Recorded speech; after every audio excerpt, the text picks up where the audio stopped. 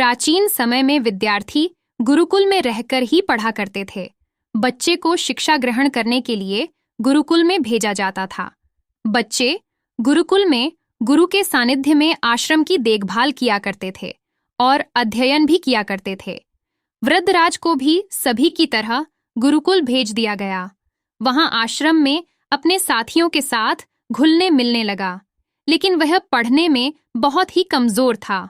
गुरुजी की कोई भी बात उसके बहुत कम समझ में आती थी।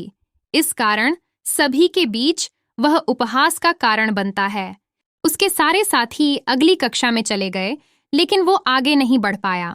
गुरुजी जी ने भी आखिर हार मानकर उसे बोला, बेटा वृद्धराज, मैंने सारे प्रयास करके देख लिए हैं। अब यही उचित होगा कि तुम यहाँ अपना समय बर्बाद मत करो। अपने घर चले जाओ और घरवालों की काम में मदद करो। वृद्धराज ने भी सोचा कि शायद विद्या मेरी किस्मत में नहीं है, और भारी मन से गुरुकुल से घर के लिए निकल गया। दोपहर का समय था। रास्ते में उसे प्यास लगने लगी। इधर उधर देखने पर उसने पाया कि थोड़ी दूर पर ही कुछ महिलाएं कुएं से पानी भर रही थीं। वह कुएं के पास गया। वहां पत्थरों पर रस्सी के आने जाने से निशान बने हुए थे। तो उसने महिलाओं से पूछा, यह निशान आपने कैसे बनाए? तो एक महिला ने जवाब दिया, बेटे, यह निशान हमने नहीं बनाए। यह तो पानी खींचते समय इस कोमल रस्सी के बार बार आने जाने से ठोस पत्थर पर भी ऐसे निशान बन गए हैं। वृद्धराज सोच में पड़ गया। उसने विचार किया कि जब एक कोमल से रस्सी के बार बार आने जाने से एक ठोस पत्थर पर गहरे निशान बन सकते हैं, तो निरंतर अभ्यास से मेन विद्या ग्रहण क्यों नहीं कर सकता। वृद्धराज ढेर सारे उत्साह के साथ वापस गुरुकुल आया और अथक कड़ी मेहनत की। गुरुजी ने भी खुश होकर भरपूर सहयोग किया।